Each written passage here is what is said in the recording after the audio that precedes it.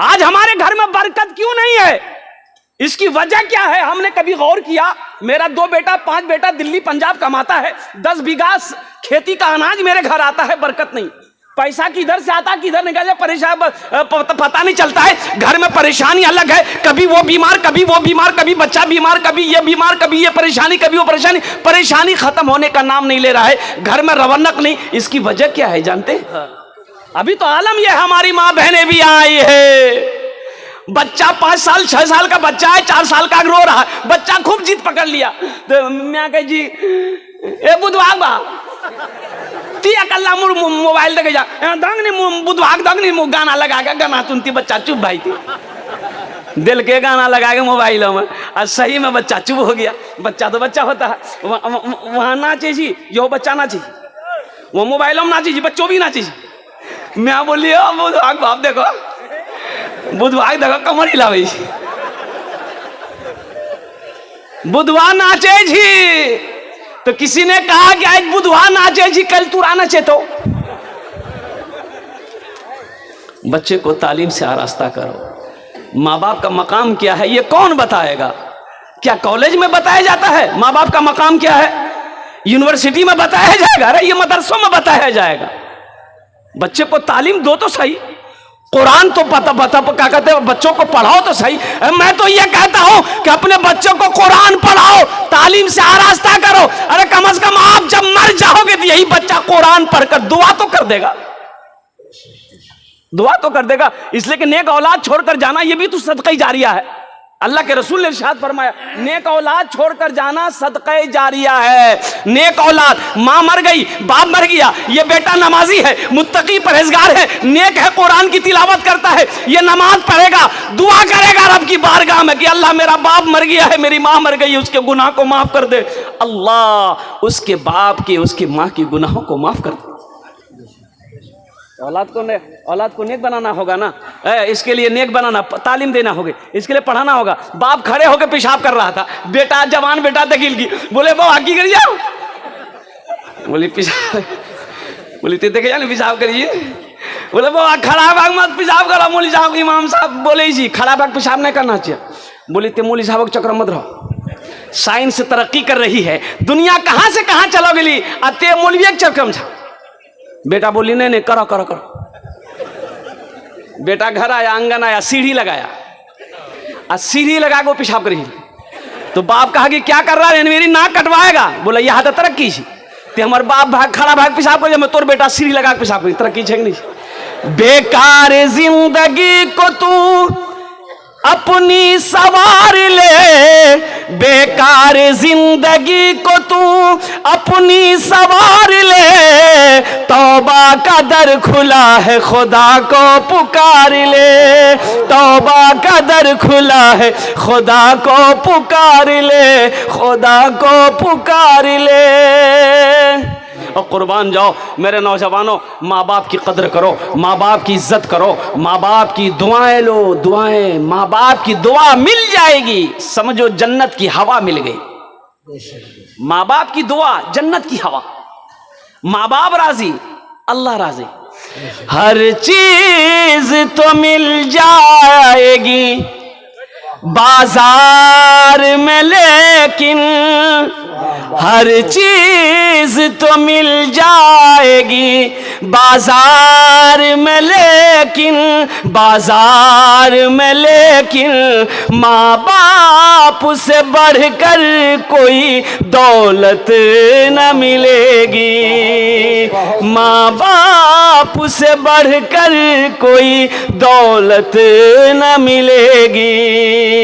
आंचल जो उठा कर माँ तेरी दुआ कर दे, आंचल जो उठा कर माँ तेरी दुआ कर दे, दुनिया हो या उक़बा कहीं जिल्लत न मिलेगी, दुनिया हो या उक़बा कहीं जिल्लत न मिलेगी।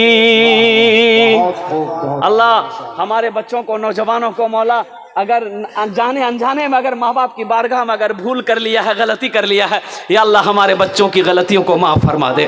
कुर्बान जाओ। एक सहाबी हज़रत अलक़मा, आखिरी वक़्त है, कलमा पढ़ना चाह रहे हैं, ज़बान पे कलमा नहीं आ रहा। बीवी घबराई, अल्लाह के रसूल की बारगाह में गई कि या रसूल अल्लाह सल्लल्लाहु अलैहि वसल्लम, मेरे माँ बाप आप पर कुर्बान, मेरा शौहर अलक़मा है, आखिरी वक़्त है, वो कलमा पढ़ना चाहते हैं, ज़बान पे कलमा नहीं आ रहा। अल्लाह के रसूल तशरीफ़ लाए तो आपने फरमाया कि अलक़मा की माँ है?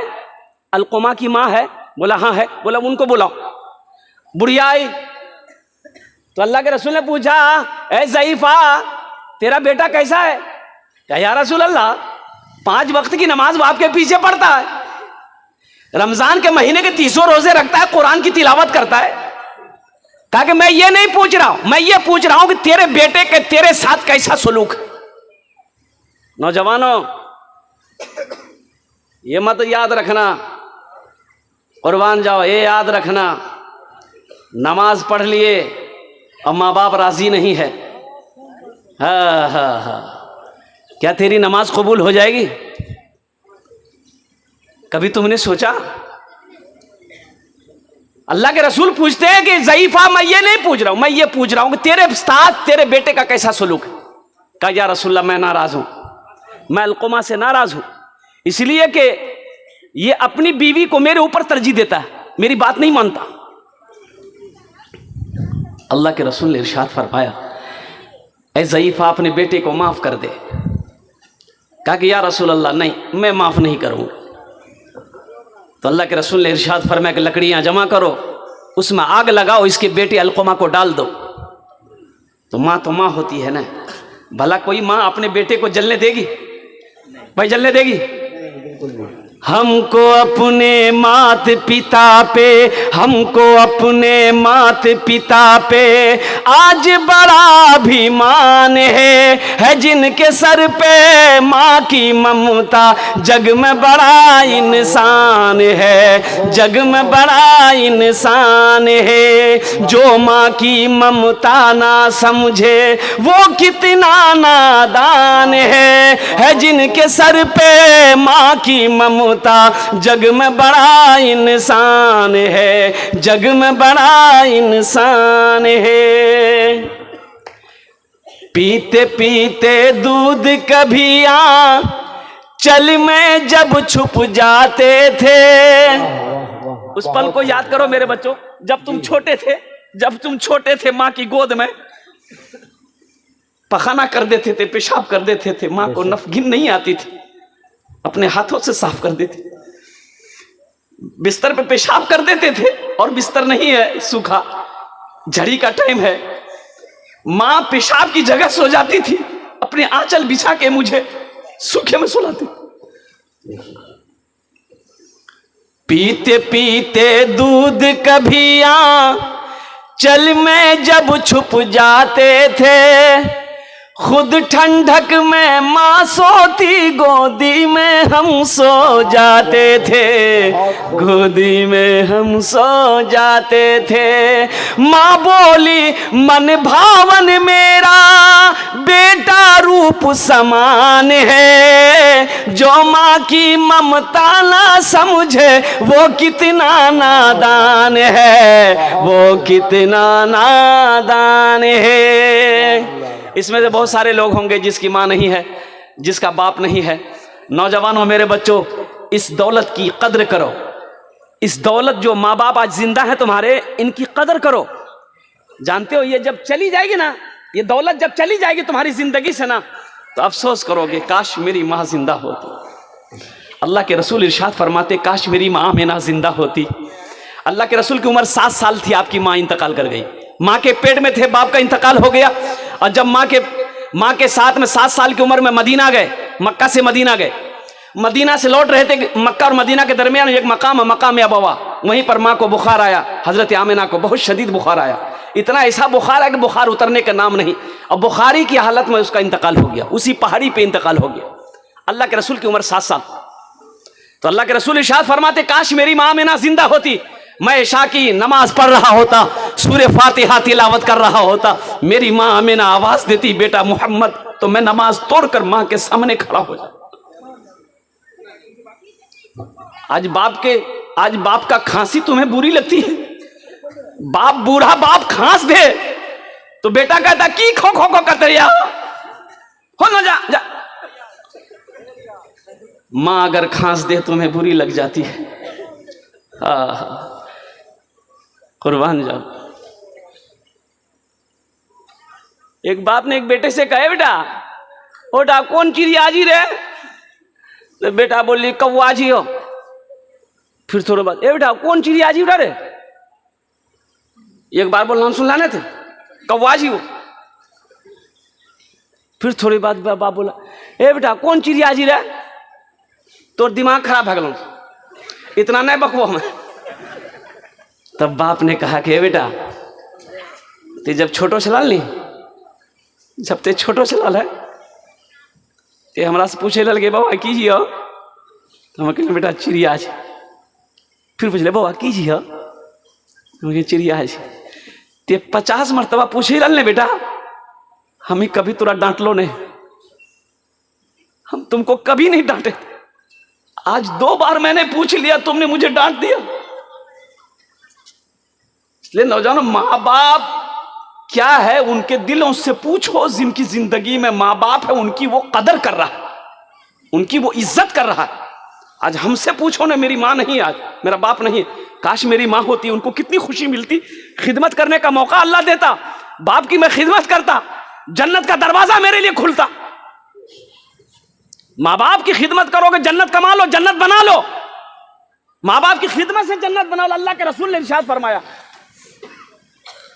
कि ये तुम्हारे लिए जन्नत भी है, जहन्नम भी है।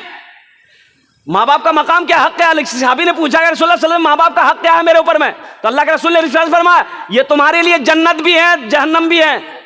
इससे पता ये चला कि इसकी खिदमत करोगे तो जन्नत कमाओगे, जन्नत मिलेगी। अगर इसकी दुआएं नहीं ले पाओगे, तकलीफ दोगे, दुख पहुंचाओगे, तो नेक अमल सारे कर लो, जन्नत मिलने वाली नहीं। जिसकी मां नहीं है उसके लिए अगर आपकी इजाजत हो तो एक शेर में सुना दो।